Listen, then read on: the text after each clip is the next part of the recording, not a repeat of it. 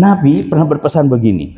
Nabi, Allahumma la taj'al qabri wasanan. Ya Allah, jika aku nanti wafat, jangan kau jadikan kuburanku sebagai tempat sesembahan. Maksudnya apa? Yang harus diperhatikan bukan kuburan, fisik kuburannya, akan tapi apa pesan penghuni kubur itu. Siti Aisyah mengatakan, aku tidak mau kuburanku nanti dikeramatkan oleh orang hidup. Kenapa? Orang akan lebih memperhatikan kuburannya daripada wasiat-wasiat ajarannya. Nah, sekarang orang lebih fokus kepada fisik kuburan daripada pesan penghuni kubur.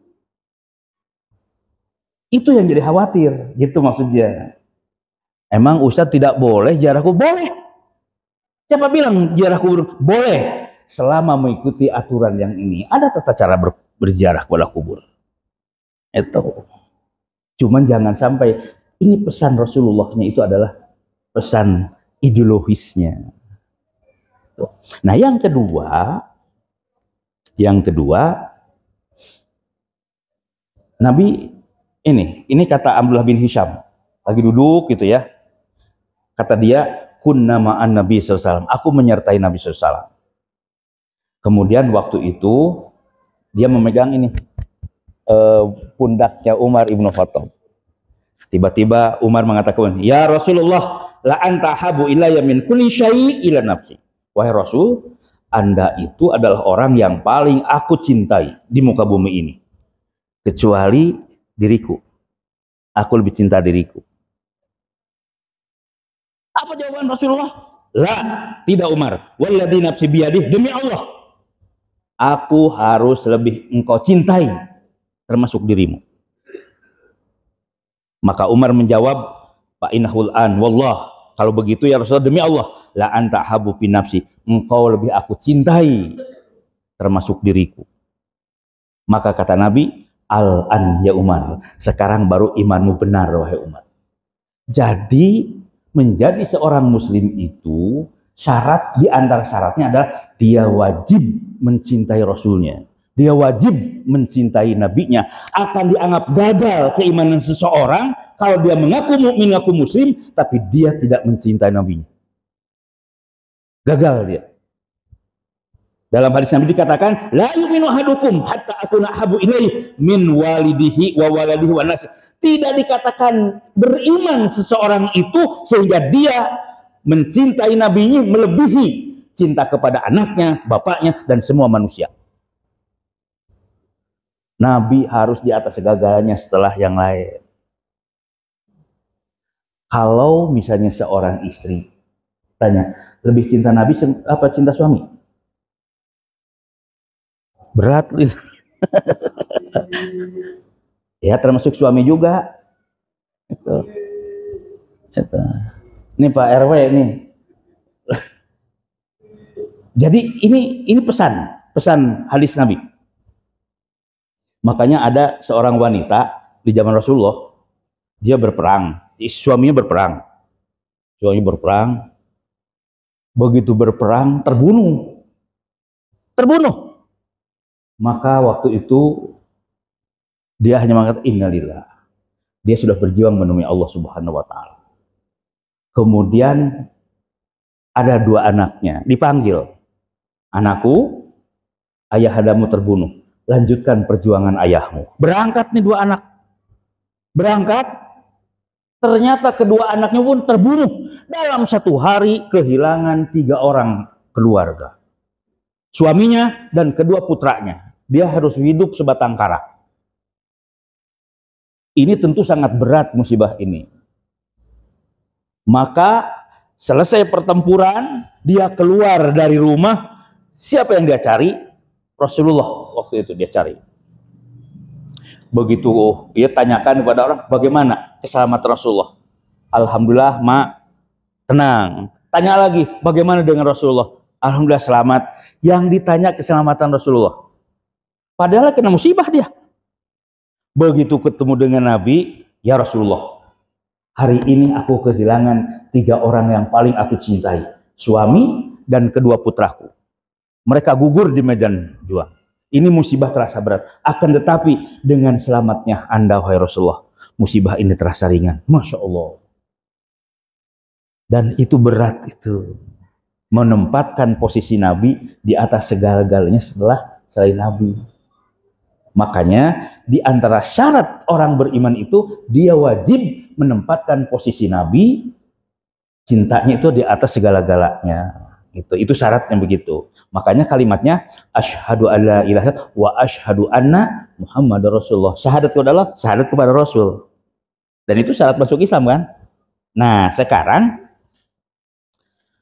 sekarang begini.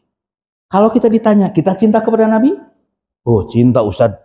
Buktinya apa? Saya sholat misalkan, saya sholawat, saya maulid Nabi misalnya, itu menunjukkan saya cinta. Akan tetapi apa bukti cintanya itu?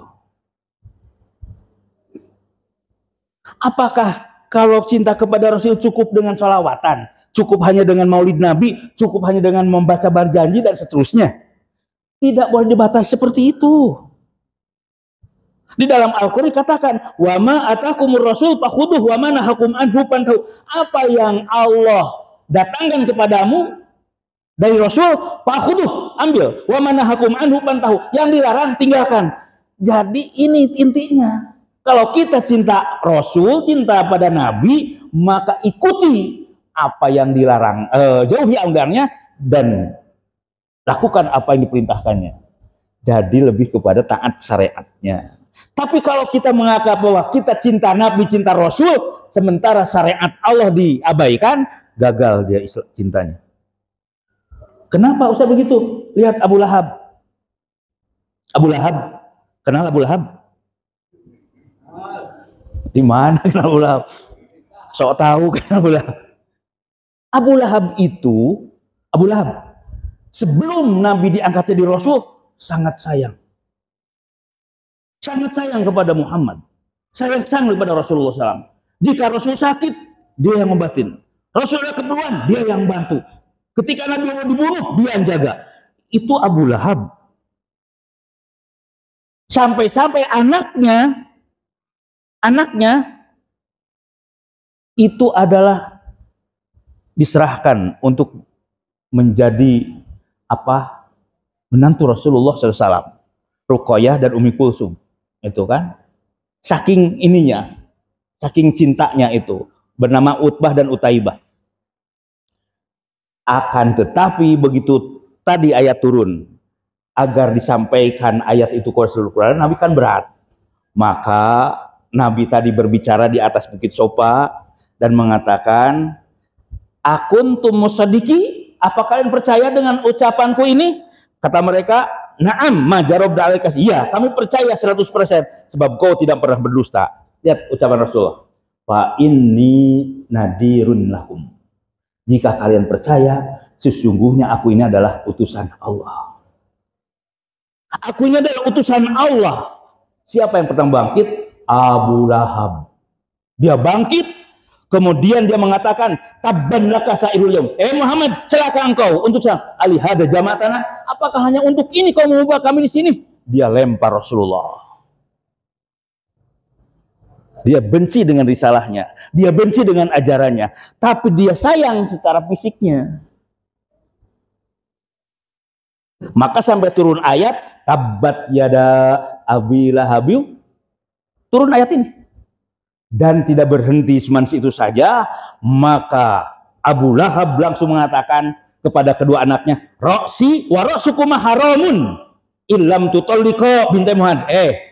Utbah, Utaibah, wajahku haram bertemu dengan kalian berdua jika kalian tidak menceraikan kedua putri Muhammad itu. Bahkan waktu itu begitu putri Rasul diserahkan, meludah itu. Saking bencinya itu. Tidak cukup di sana. Bapaknya Abu Lahab, anaknya Utaibah dan Utbah. Istrinya sama bernama Arwa. Langsung dia punya gelang, menurut kalung paling indah. Itu kalung keistimewaannya. Maka langsung dia buka. Dia katakan, la unfiqo fi adawati Muhammad Kalung yang berharga ini akan aku sumbangkan, aku infakkan untuk memusuhi jalan dakwah Muhammad. Jadi ini satu keluarga rame-rame menyerang Rasulullah. Keluarga Sakinah ini. Bapaknya, anaknya, istrinya bareng-bareng. Itu. Rasul sangat berat. Maka waktu itu Rasul bilang menghadapi gerakan seperti ini. Kata Rasulullah, siapa di antara kalian yang sanggup membantu atas gerakan dakwahku ini dengan menyumbangkan harta dan tenaganya? Siapa yang pertama bangkit? Ali bin Abi Thalib, anak muda. Dia langsung ke depan. Ana ya Rasulullah, aunuk. Saya, wahai Rasulullah, saya siap membantu Anda. Saya siap menjadi pelindung Anda. Anak muda, usianya belasan tahun. Masih main gundu dia. Masih belasan tahun. Langsung dia ke depan. Ana ya Rasulullah, saya sanggup membantu Anda.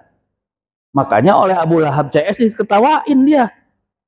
Anak ingusan membantu Nabi.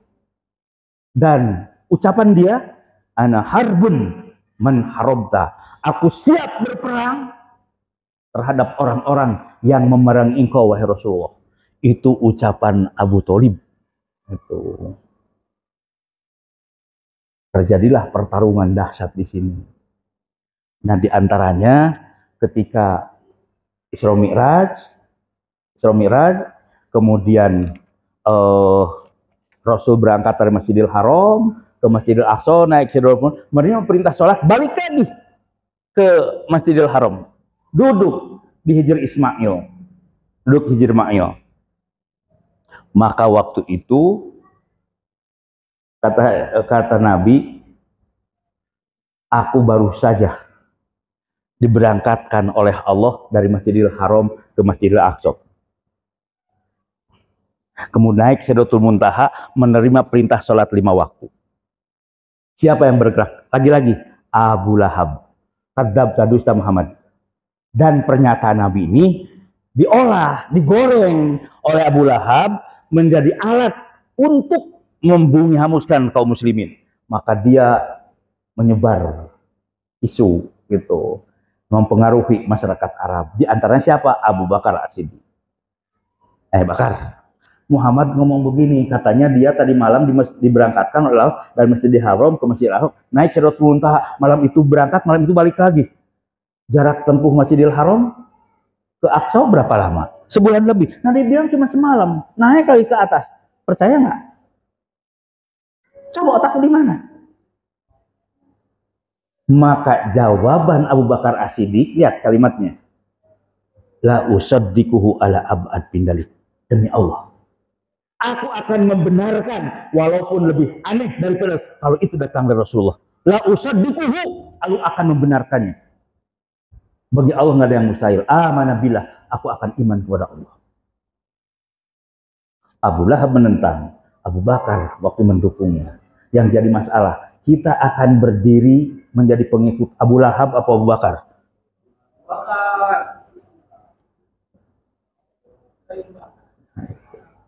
Jadi tinggal milih saja lah, ngerepot ini.